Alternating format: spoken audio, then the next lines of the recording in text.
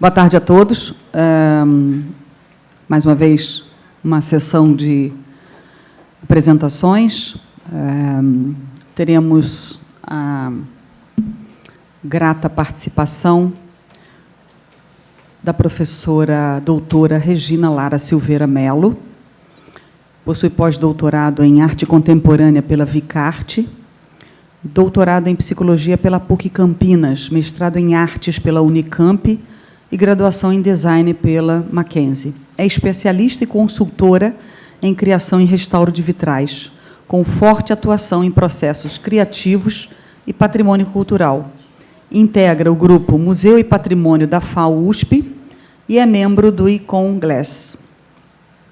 Chamo, então, para compor a mesa, a professora doutora Regina, que vai nos apresentar a conferência Diálogos Artísticos na Linguagem da Luz Colorida, explorando como a luz e a cor e a materialidade do vidro se articulam na produção artística contemporânea e na preservação de acervos históricos.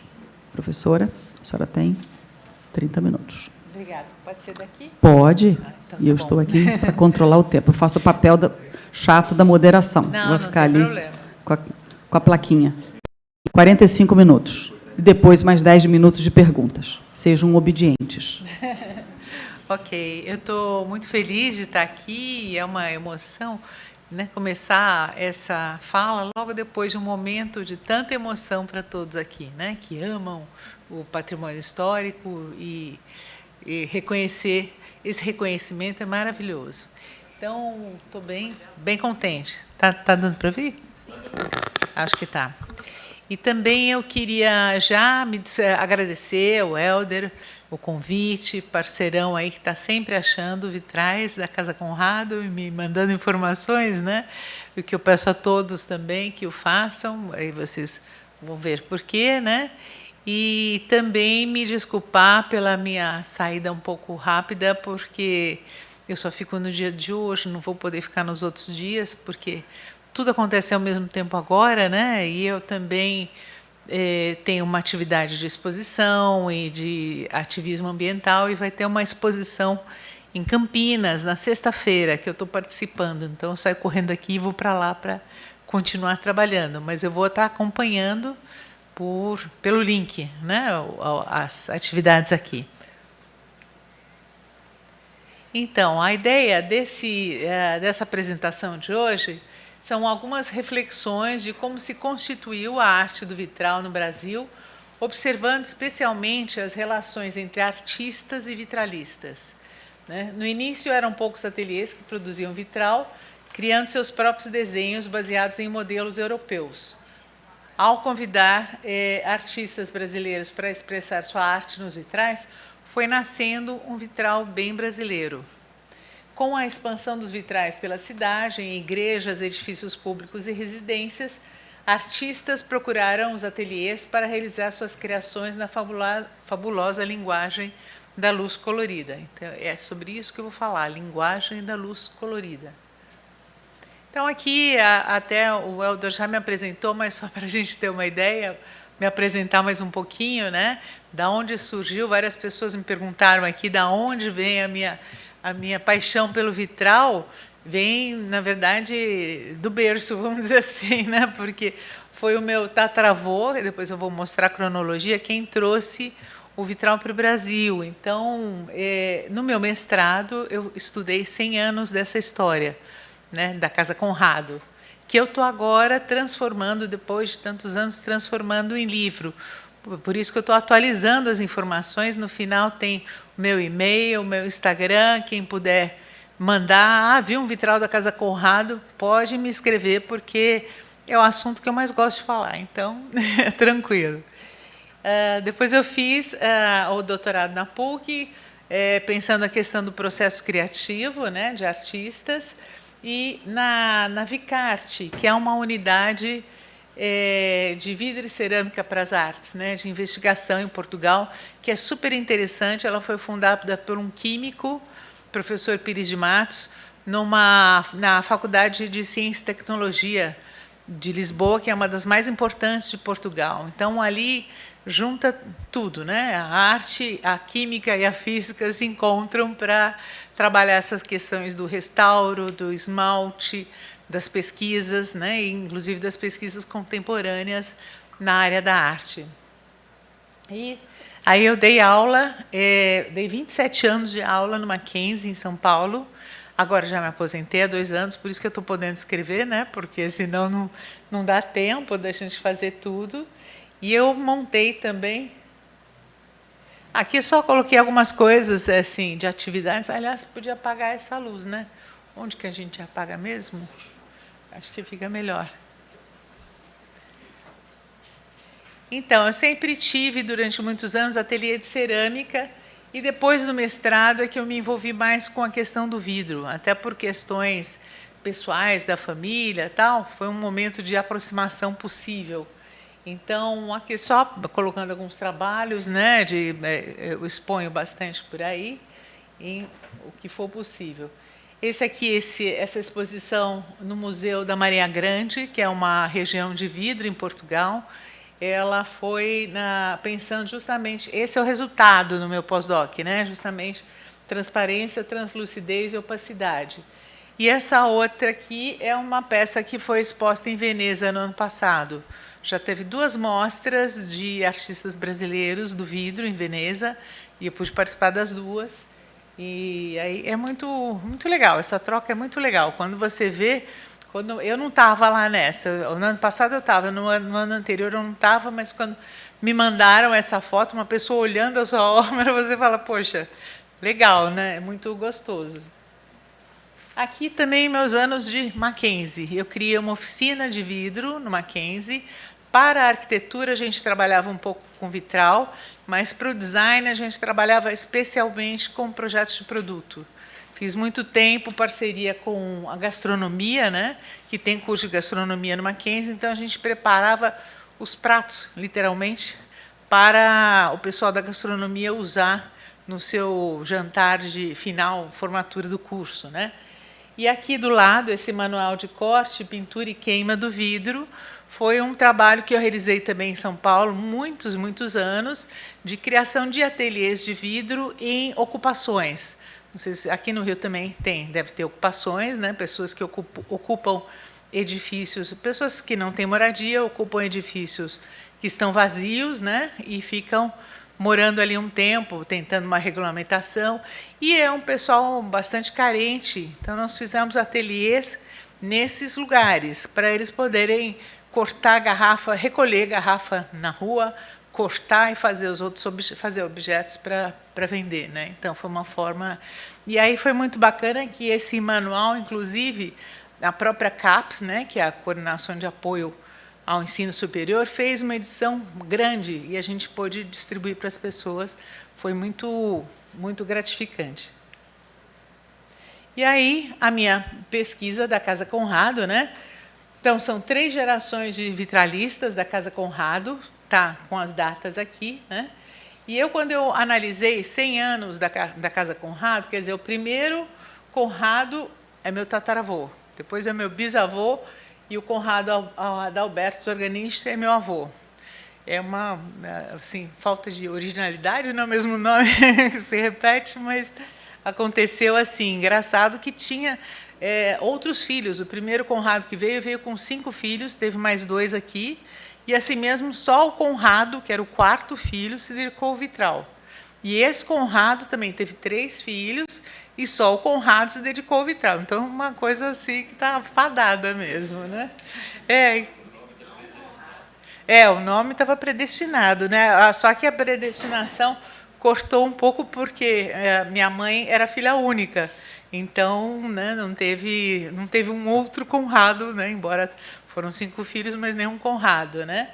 Mas essa situação da investigação do vitral, na verdade, quando eu entrei no mestrado, até comentei já com algumas pessoas aqui, quando eu entrei no mestrado na Unicamp, eu entrei com um projeto de cerâmica. Eu tinha feito uma escultura coletiva, com mais de 300 pessoas participando, uma coisa bem, bem louca e interessante do meu ponto de vista. Só que quando meu orientador descobriu que eu era neta do Conrado, ele falou, para tudo, você tem que contar essa história, porque não teria mais ninguém na minha família. Daí eu fui me envolvendo com vidro, e eu pude entrevistá-lo. Ele não pôde assistir, não deu tempo, né? Ele morreu durante o mestrado, já com 94 anos, então ele não viu pronto. Mas ele me deu muita informação, que me ajudou bastante no mestrado e que agora eu estou atualizando.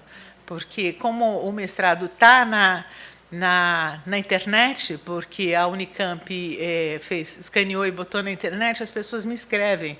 Ah, você é da Casa Conrado, tal. Então, e eu gosto de receber.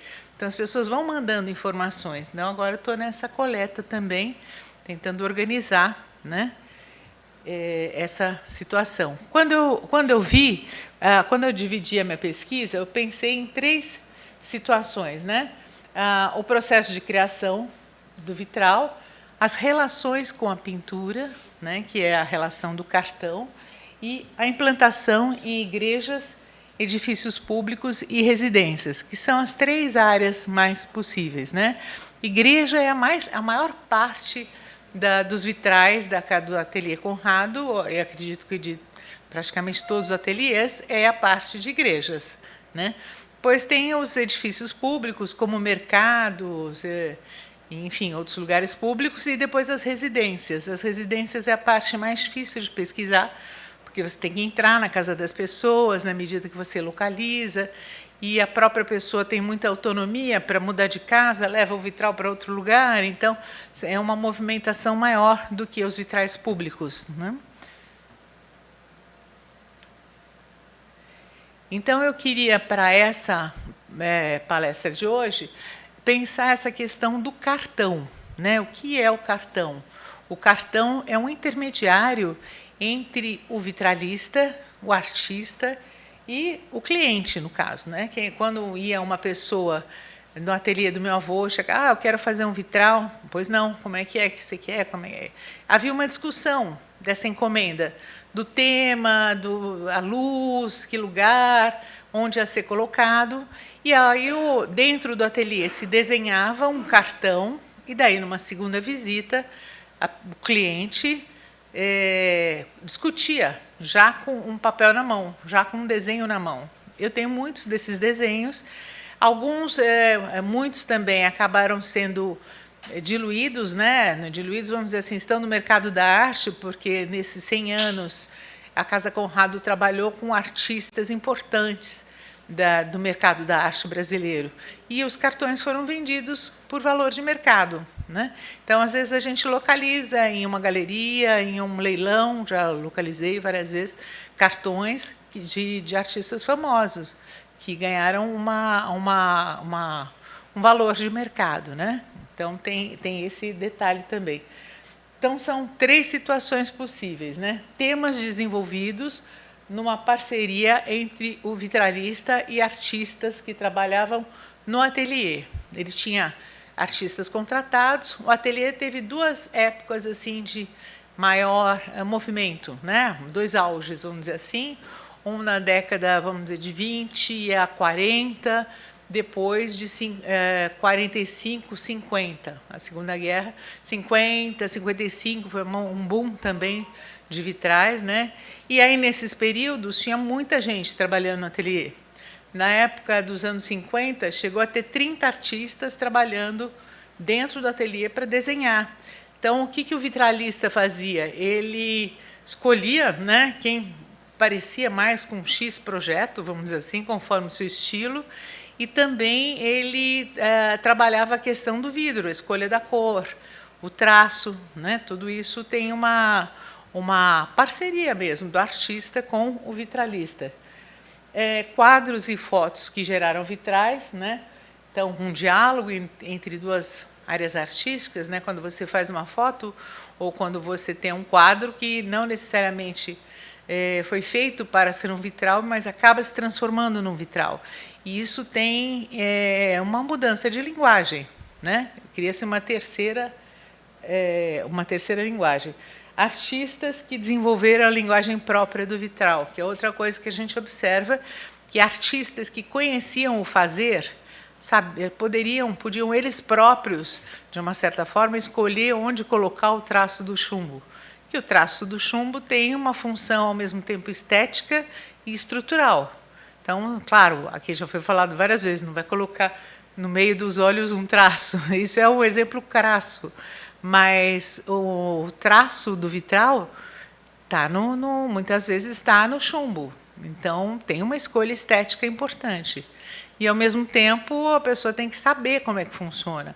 Aproveitar a transparência, a translucidez, a opacidade, tudo que o vitral pode proporcionar.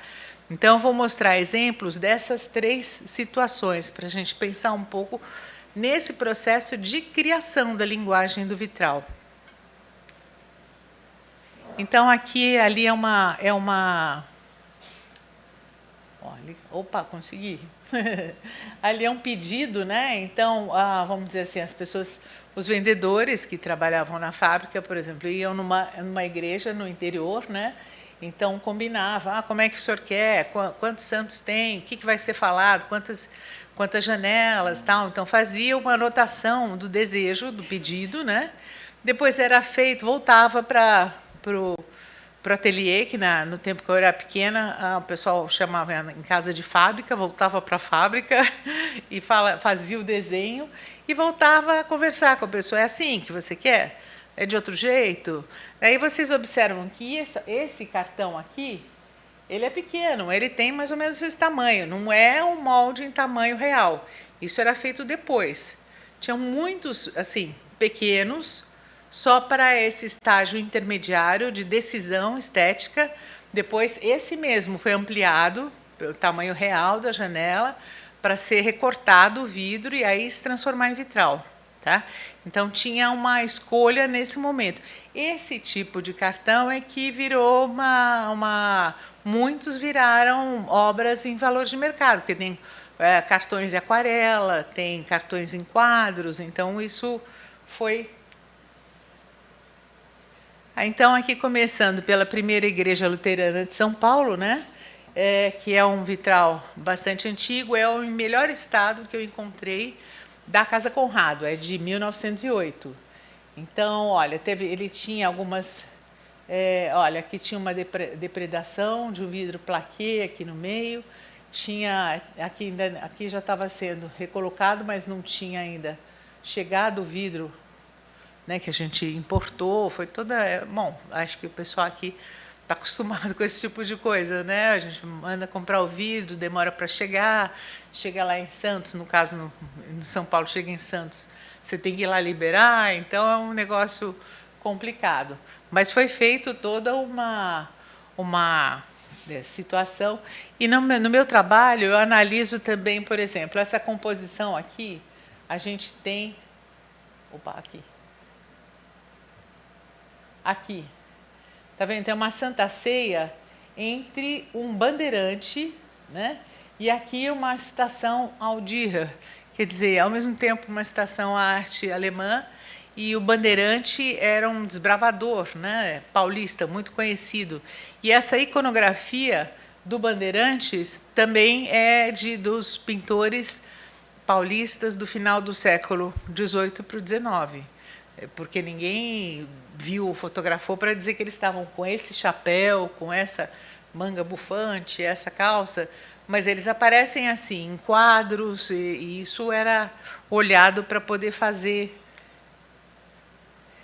Aqui uma outra, em frente dessa Santa Ceia tem um Pentecostes, né, um outro tema aqui de Pentecostes, que é uma ideia de comunhão também, e ali vitrais também mais para frente. Isso acontece muito, né, nas igrejas. Esse aqui são bem do começo, né, 1908, e os outros são década de 50. Na mesma igreja, a gente tem vitrais de várias épocas e, às vezes, de várias autorias também, né?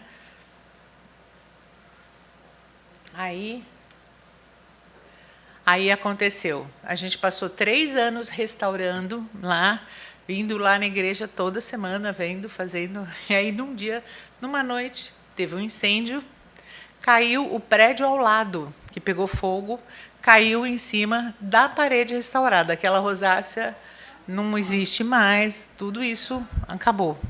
É uma coisa que você fica assim, nossa, desanimada, né?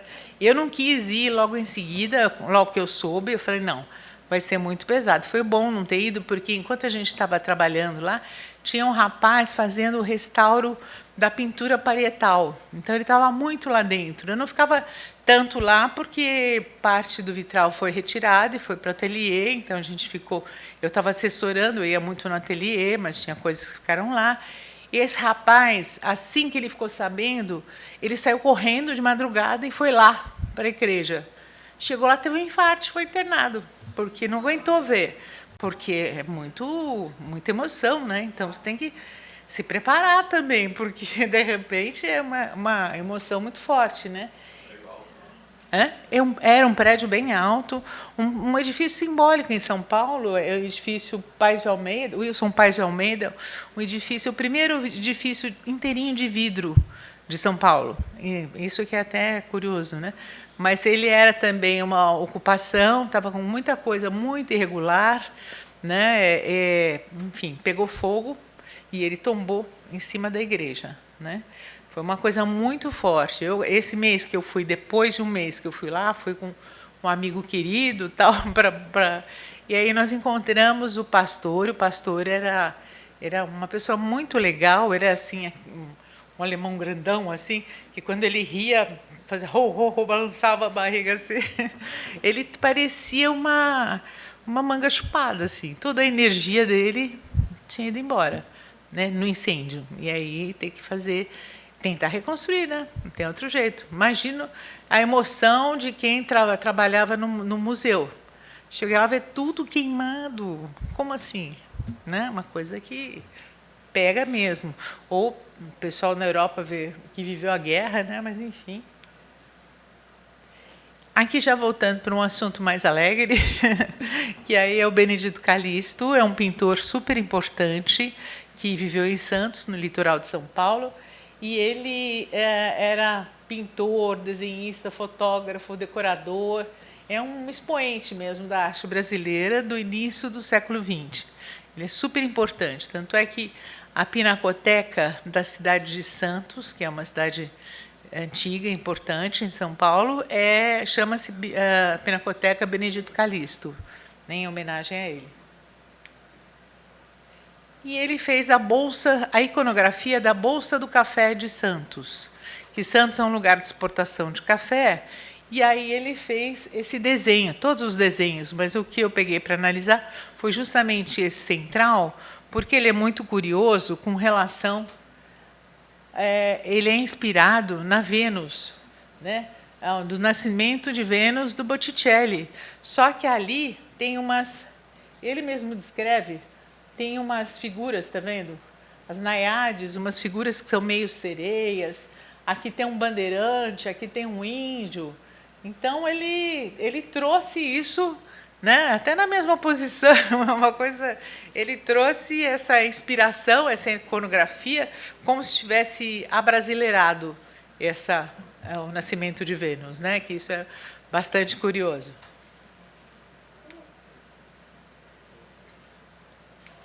Às vezes ele inunda. Agora foi. Opa, foi demais. Espera aí. Vou voltar aqui um pouquinho. Então, aí vou falar de um outro pintor importantíssimo, talvez vocês conheçam, Antônio Gomide, que é um pintor brasileiro, né, que estudou na Suíça e depois voltou para cá, se instalou no Brasil, e ele era muito amigo do meu avô, frequentava muito o ateliê, fez muitos vitrais, e tem muitos cartões deles, porque ele se tornou um artista muito considerado no mercado da arte, tem cartões dele muito valiosos, né? Além dos quadros, tem cartões que ele realizou.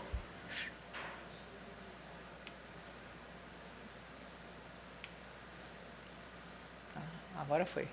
E o Antônio Gomide, ele era irmão da Regina Gomide, né, que também era uma artista também do Art Deco, que trabalhava muito com tapeçarias. Então, eles tinham uma empresa. E o marido dela, né, o John Grass, que também trabalhava com vitrais e com decoração, com a parte de mobiliário. Então, eles tinham uma empresa que cuidava, vamos dizer assim, da casa toda, né? E os três se tornaram artistas muito importantes.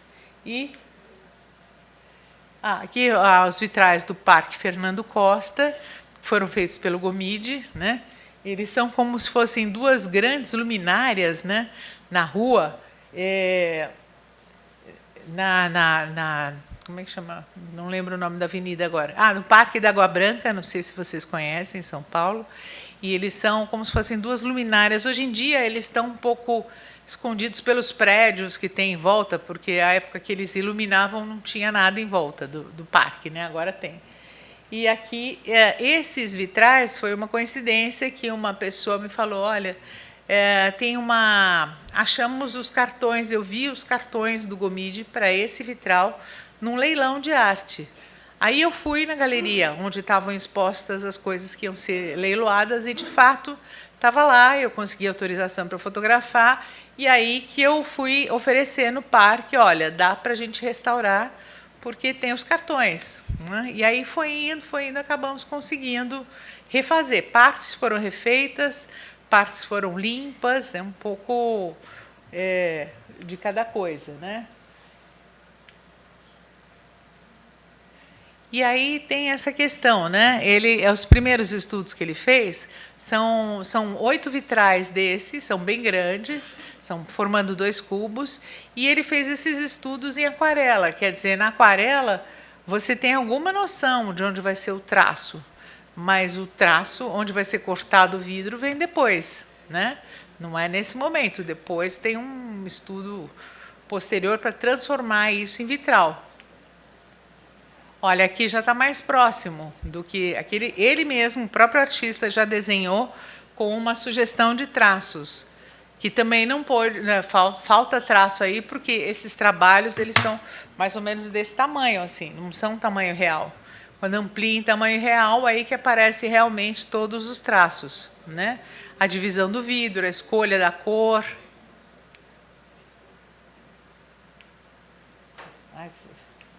Funciona mais ou menos aqui. Aqui há algumas fotos tiradas antes e depois do restauro, né? Só para a gente observar. Mas essa iconografia tem a ver com o próprio parque, porque o Parque Fernando Costa é um parque agrícola, vamos dizer assim, no centro da cidade de São Paulo.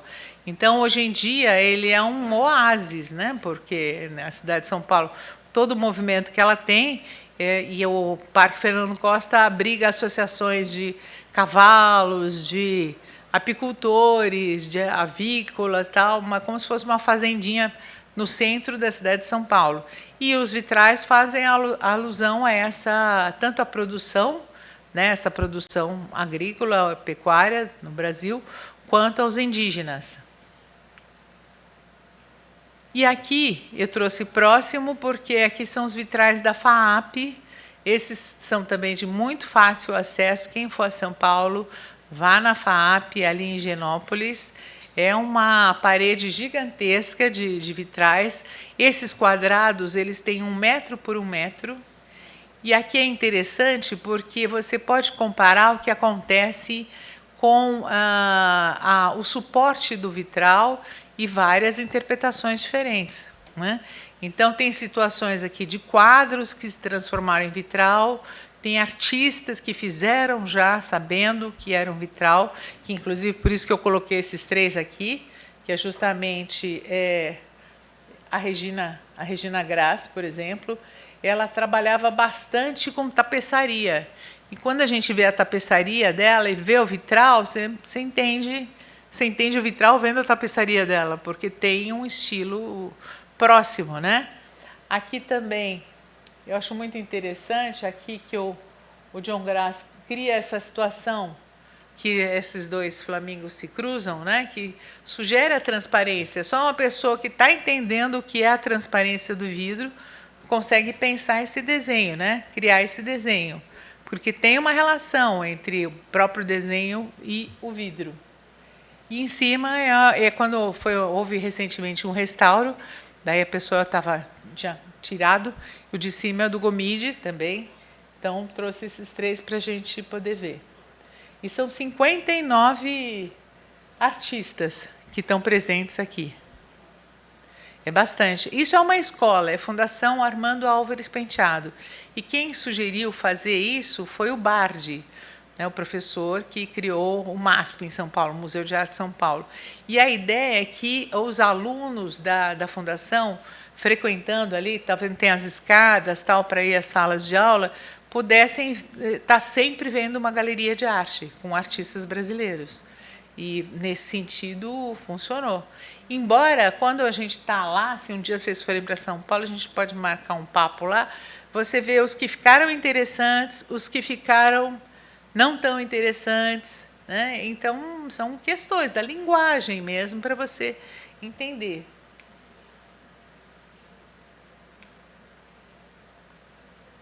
E aqui é uma ideia de cartão feito a partir de fotografias, porque é o Mercado Municipal de São Paulo. Ele foi criado na década de... Ele inaugurou em 33, começou em 25 e inaugurou em 33. E ele foi, para fazer esse vitral, que são várias janelas, o meu bisavô, Conrado e Conrado, né? Meu bisavô e meu avô tinha acabado de entrar, assim, estava começando a trabalhar no ateliê.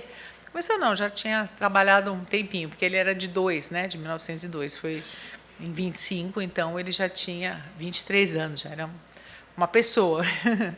E aí eles foram visitar esses sitiantes da várzea do Tamanduateí, porque o mercado ele surgiu para abastecer a cidade de São Paulo, com verdura e fruta e pequenos animais destes sitiantes da várzea do Tamanduateí. Né? Então, eles visitaram, tiraram fotos, e com essas fotos é que foram transformadas em vitral. Inclusive, a transformação dessas fotos em vitral foi feita pela minha avó, Laura, que também era pintora, e pela irmã dela, Lúcia, que fizeram a adaptação. Então, era uma questão de... uma coisa de família mesmo. Olha, só para vocês terem uma ideia das fotos, olha, tá vendo a pessoa aqui colhendo café, né? Subindo aqui, colhendo café, aparece aqui colhendo café também, e aqui também, então, esse aqui é detalhe desse outro aqui. E uma coisa que a gente observa que, com relação ao patrimônio, eu acho que é uma coisa muito forte, que os edifícios, durante a pesquisa, eu observei que os edifícios que mantiveram a mesma função desde a sua criação, o mercado é mercado desde o tempo que ele foi criado. Então, você vê, por exemplo, você vê café e vê café lá no mercado, você vê banana e vê banana no chão do mercado. E isso cria uma relação afetiva muito forte. Tanto é que esses vitrais estão sempre sendo restaurados, eles sofrem pouca depredação, você vê que eles são amados mesmo pela população, apesar de eles estarem numa região ali meio barra pesada também em São Paulo. Mas existe uma relação afetiva forte. Eles aparecem bastante, todo mundo que conhece São Paulo vai lá tirar fotografia nos vitrais, e a gente observa isso. Às vezes, durante a pesquisa, eu também tive a oportunidade de ver vitrais que trocaram de lugar. Né? Edifício, era uma coisa, como se o mercado virasse uma biblioteca, sei lá.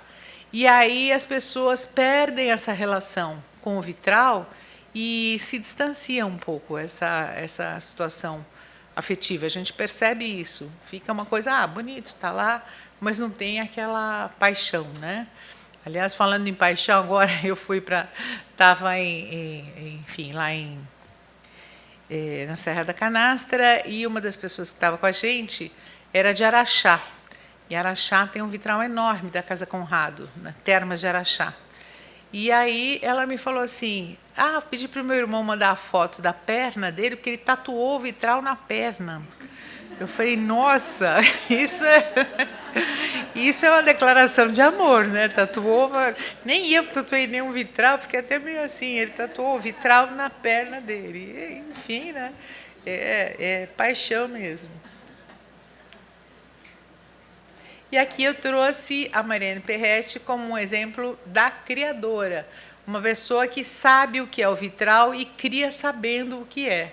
Então, ela pode explorar situações que o vitral pode oferecer, tanto de luminosidade, quanto de desenho mesmo, né, de curvatura, de traços. Né?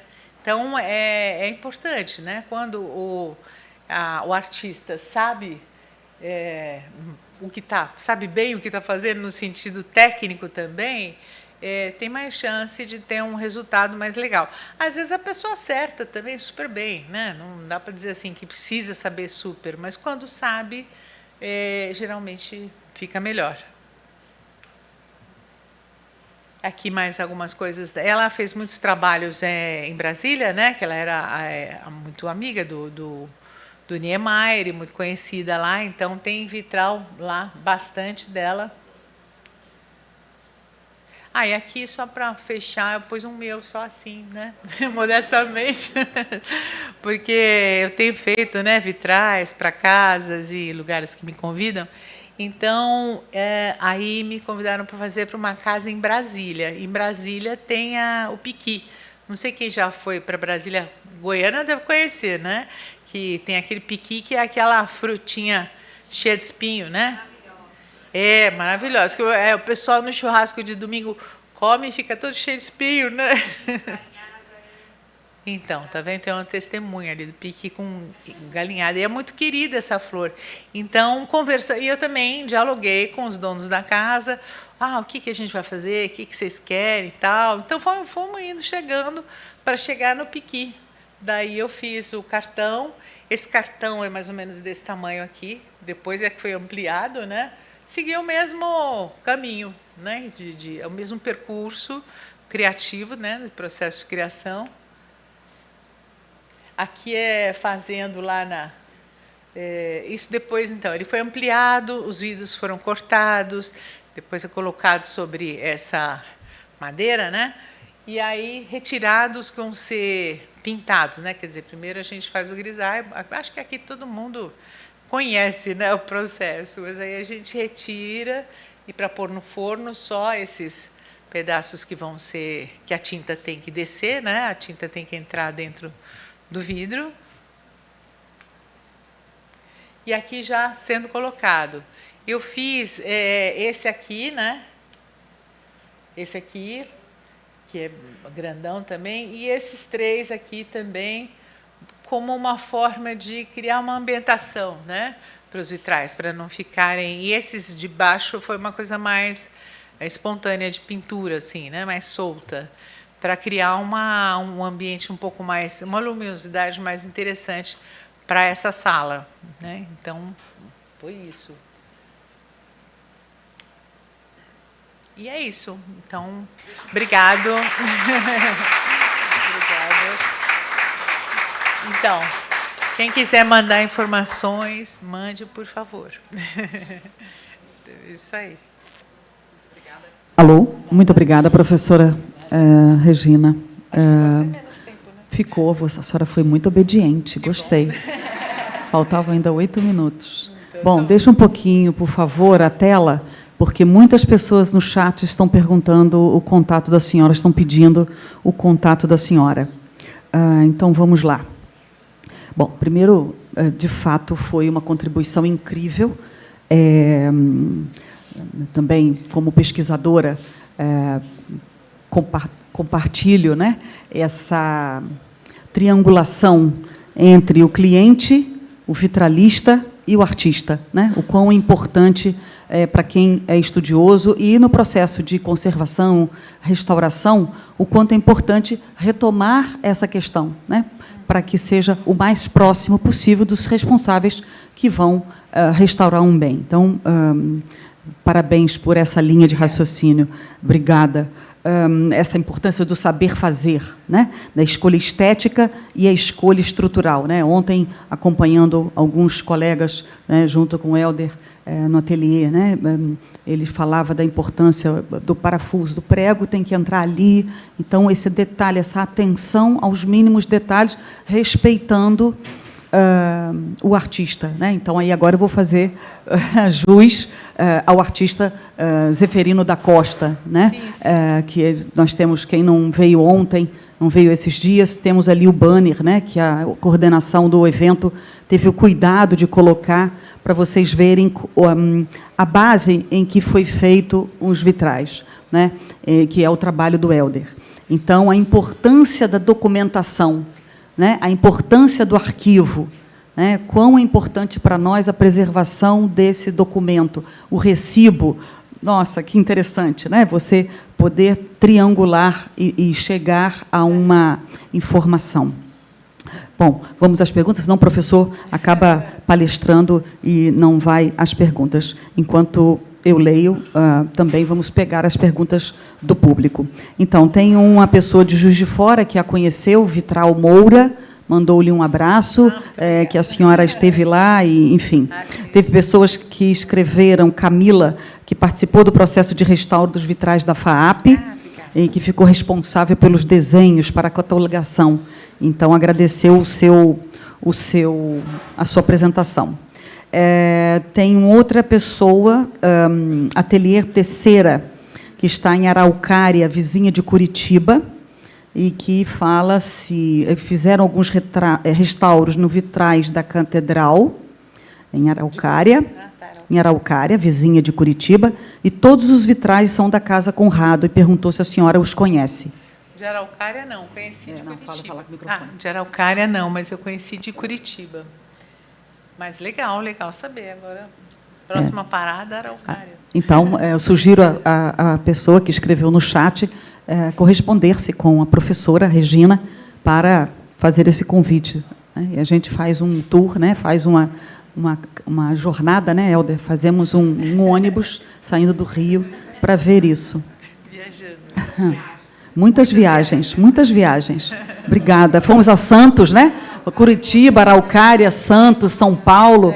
Vamos fazer um tour aqui, né? Já estou anotando, eu anotei. A gente vai fazer depois estrutura num roteiro de viagem e vamos. Brasília, né? Passar para Brasília. Tudo muito perto, né? Enfim. Tudo muito perto. É o quê? É o quê? Munique. Ó, olha lá o Walter. Deixa quieto. Eu já falei para ele ontem, olha, tem a segunda edição desse seminário, tem que ser em Munique. Pronto, deixa quieto. Pronto, aqui no chat, acompanhando, eu fiz todas as perguntas. Bom, caso vocês que estão nos acompanhando online, se tiver mais uma pergunta, por favor, podem fazer no auditório.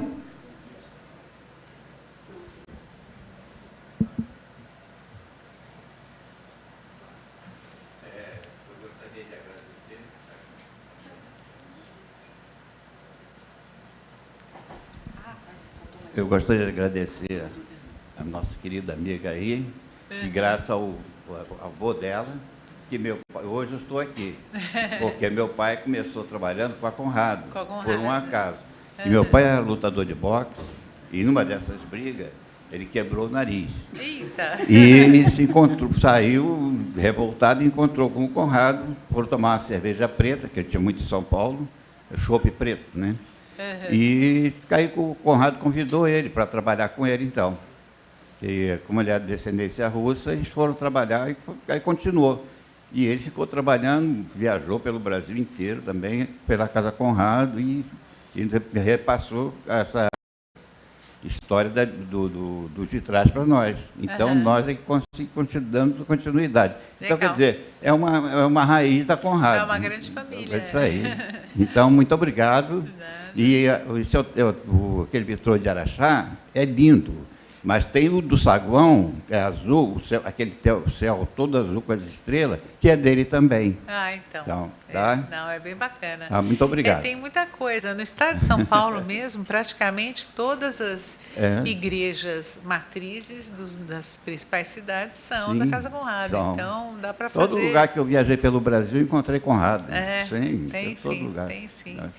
E você comentou a questão de russo, né? Às vezes também pensam que a minha família era russa, mas na verdade era alemã, né? Que meu tataravô, ele foi convocado para lutar na Guerra Franco-Prussiana. Só que ele tinha reumatismo.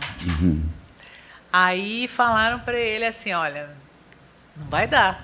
Com reumatismo na guerra no norte da Alemanha, vai ser difícil o negócio. Né? Aí ele veio e ele ficou em Iguape, Cananéia, né, no litoral, por 3 anos. Depois não tinha como sobreviver lá, ele foi para São Paulo e no início não tinha vidro para fazer vitral. Então ele fazia pintura parietal.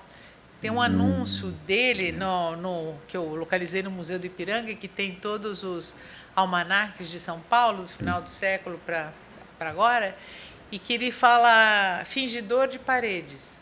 Ele imitava madeira, fazia alambril só pintado. O professor Bardi me falou sobre isso, mas eu não liguei a pessoa. Tipo um trompe-l'œil. Eu tive com o Bardi. Então. É muito gente boa. É sisudo, mas é um cara bom de conversa. Isso aí. Posso? Ah, sim, o Walter vai perguntar, depois eu retomo aqui o chat, tá, professora?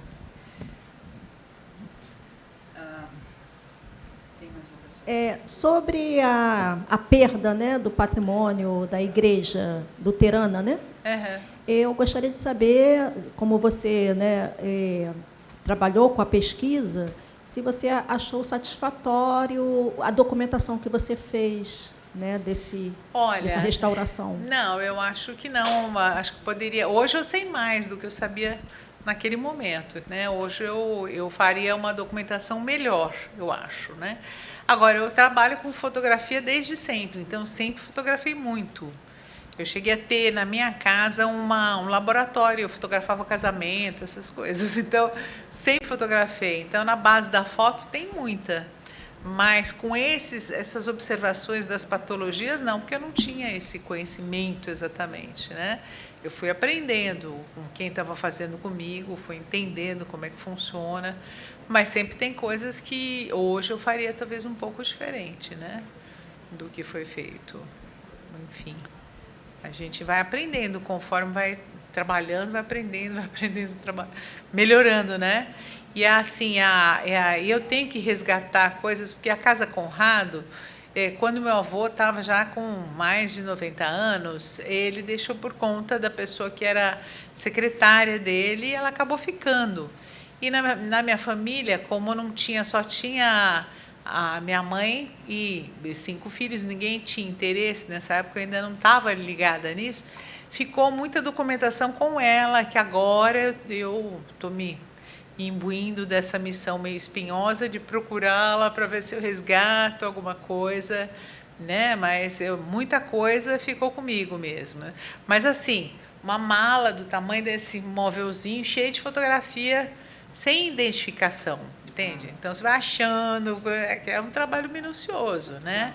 Para você identificar essa documentação. Quando eu acho, é muito legal. Eu achei um diário, assim, com capinha de couro, do meu bisavô, só que escrito em alemão, e uma letra bem manual, assim, meio, parecia letra gótica, que eu consegui algumas partes resgatar. Ou, aliás, agora, com a inteligência artificial, estou com vontade de pegar aquilo lá de novo, porque agora a gente tem mais instrumentos. Mas ele falava do encantamento da luz colorida no Brasil. Ele falou, nossa, mas aqui o vidro colorido fica com uma luz que não tem na Europa, né? É o comentário dele, né? Acredito que quem já foi para a Europa, claro, tem momentos do ano que até tem, mas a maioria do tempo parece que tem um filtro, assim, né? E aqui no Brasil é muito luminoso, né? Então, ele comenta isso, que ele nunca viu tanta luminosidade. Comenta com um certo encantamento, assim, né? Então, vai de cada um. Você também vai percebendo um pouco as personalidades, né, de cada um. Tem uma ali, não, mas tem uma pergunta aqui para o Walter. Tem o telefone, o microfone está lá atrás, ok? Oi, Marcela. gente, boa tarde, tudo bom?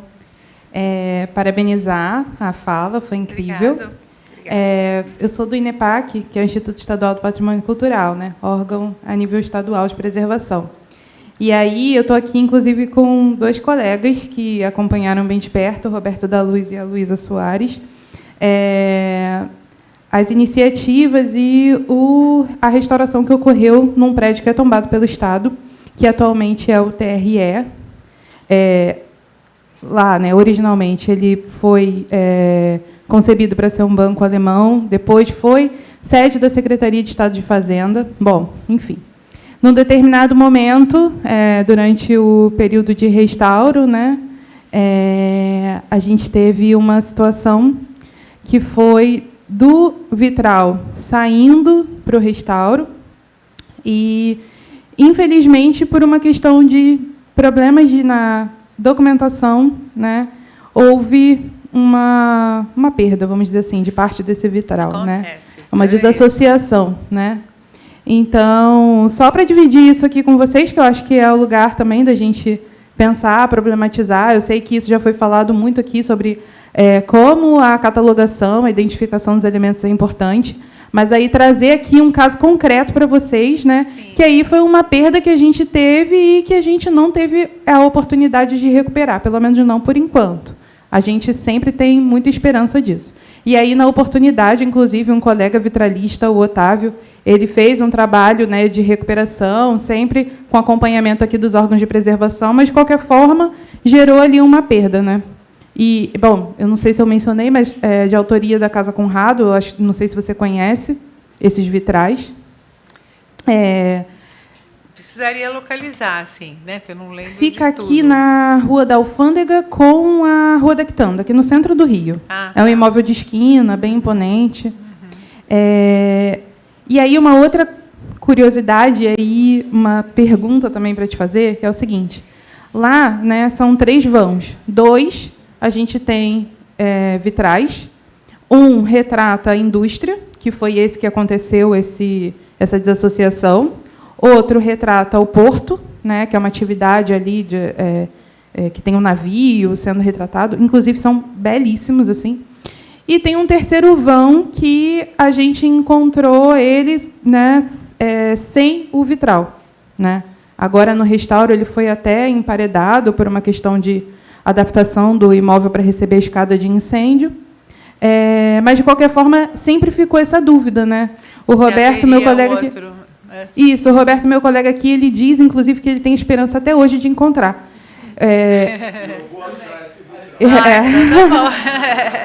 E aí, vamos.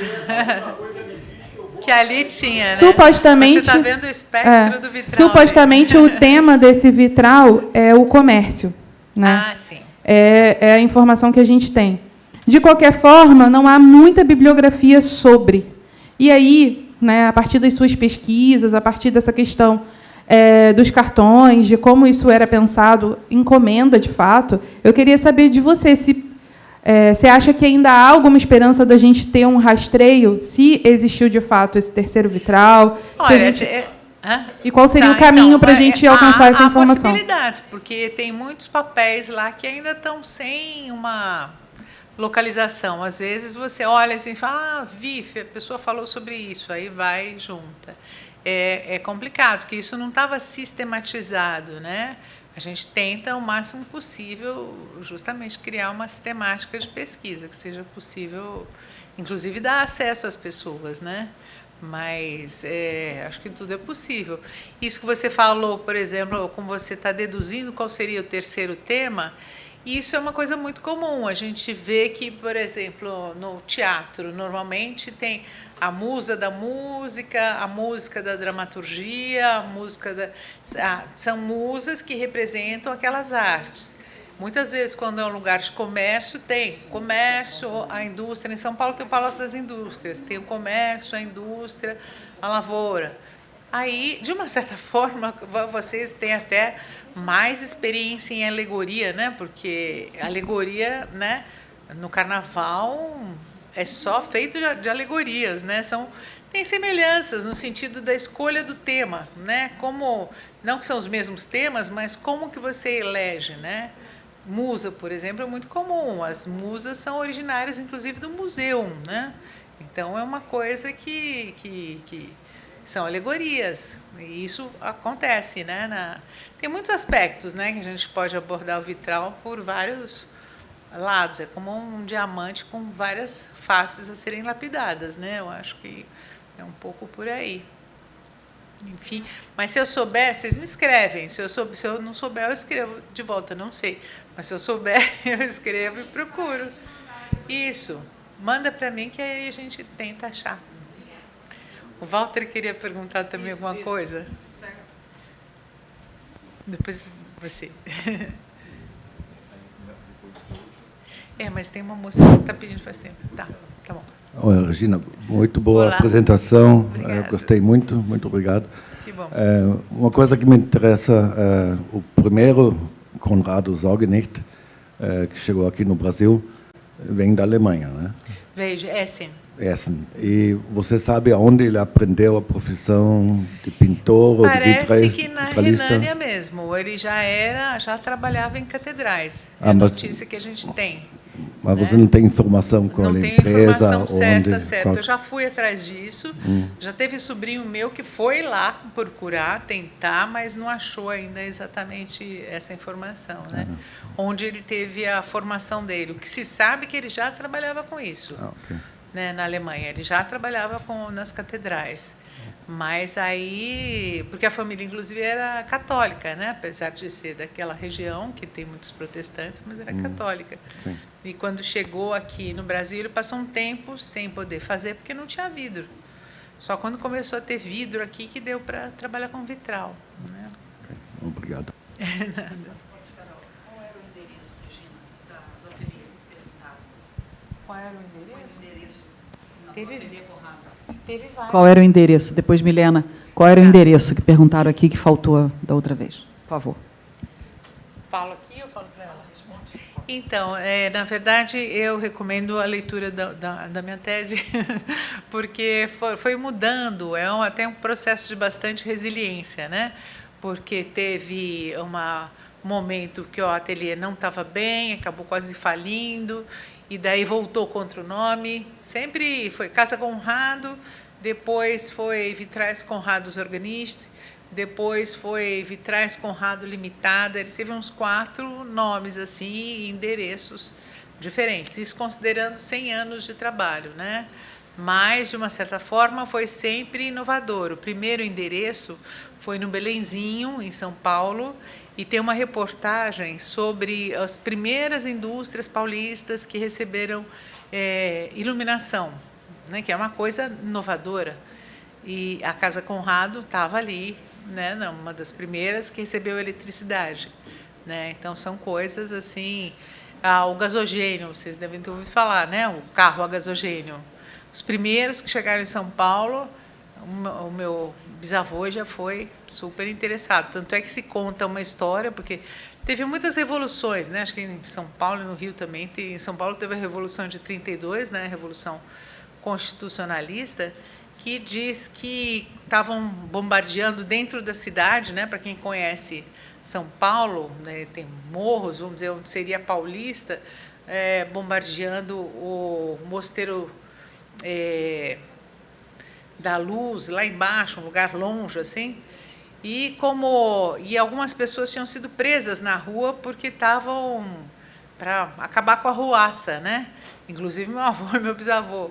E aí eles deixaram o carro no meio da rua, porque aí quando eles voltaram, o carro estava no meio da rua, porque ninguém sabe dirigir, ninguém sabia dirigir. Então é aquela coisa, tipo, né? Eles eram muito assim, à frente do tempo, interessados em se manter à frente do tempo, né? Então, Milena, o endereço é que é complicado. Milena, a última pergunta, né, Helder? Boa tarde. Boa tarde, a palestra foi incrível aqui atrás. Estou aqui sim, atrás. Milena, lá atrás. Estou aqui atrás. Ah, tá. Não, é porque tem mais uma moça de branco ali que faz tempo. Querida. Sim. Ah. E você está falando você falou de um tema interessantíssimo, de uma busca que tem um contexto familiar também, a importância desse amor que é geracional. E me traz atenção porque existe no Rio de Janeiro uma rua chamada Conde de Irajá, que tem alguns casarios ainda preservados. E dentro desses casarios, uns 3 ou 4 possuem vitrais enormes, com referências. Por que eu digo isso? Porque uma dessas casas, durante muito tempo, a minha luta era que não destruíssem o vitral e, graças a Deus, a gente conseguiu. E me parece que são da Casa Conrado. Eu precisaria fotografar. Sim, né? enquanto você fala, isso me vinha tão nítido que eu vou até lá, eu já não tenho mais qualquer relação com as casas, mas eu vou até lá, conheço as pessoas que estão, vou pedir para fotografar e vou mandar para você, porque sempre me chamaram a atenção. A casa que nós ocupávamos, ela manteve a preservação. Uma casa do lado, eu sei que sim, mas tem várias casas no mesmo quarteirão. e foram feitos todos na mesma época. E essas casas seguramente datam aí da década de 30, e são enormes, são belíssimos. Você entra na casa, cada uma delas tem uma escada mais linda do que a outra, e um vitral muito lateral, de forma muito expressiva, me parece, por tudo que você mostrou, que devem ser. E aí eu te mando, porque vai ser mais um subsídio para a sua pesquisa. Essa implantação de hall de escada é bastante comum em casas desse período mesmo. Muito vitral em hall de escada, no período da década de 40, por aí, 30, 40, é bem comum. E a luminosidade que isso provocava e o belo que fazia com a composição da escada, uma das escadas, inclusive, numa das casas, foi encontrada, que é num processo de restauro. A pessoa, assim, a empresa para a qual eu trabalhava encontrou a escada, e atrás da escada tinha um vitral belíssimo. Eu acho que deve ser de vocês. Eu vou lá perguntar. Legal, legal. Bom, nós temos que encerrar, desculpa, porque senão os coordenadores não vão me pagar, gente, pelo amor de Deus. Misericórdia, Senhor. Gente, olha só, pergunta rápida. Por favor. Não, gente, eu tenho que receber minhas férias, né? Olá, boa tarde a todos. Boa tarde. Muito obrigada pela oportunidade de fazer uma pergunta. Eu sou a Marielle Maia, trabalho na Secretaria de Grandes Obras da Prefeitura de Maricá. Estamos aqui, sou aluna do professor, estamos no total de mais ou menos 20 pessoas aqui. O que eu gostaria de comentar é a experiência, rapidamente, de poder estarmos trabalhando com essa parte de vitrais. Porque eu tinha medo do corte do vidro, e com ele a gente aprendeu a importância, a dar uma importância muito maior ao nosso patrimônio público. E a senhora falou um ponto, vou ser muito breve, sobre a questão da luz. E quando a senhora comentou que, vasculhando suas gavetas, encontrou essas fotografias, até na escuridão nós também temos uma luz. Então, essa sua luz está passando a luz para todos nós aqui do Rio de Janeiro e de muitos outros lugares. Era só essa colocação que eu gostaria de fazer. Obrigada. Obrigada, gente. Obrigadão. Escrevam que a gente continua esse papo, tá bom?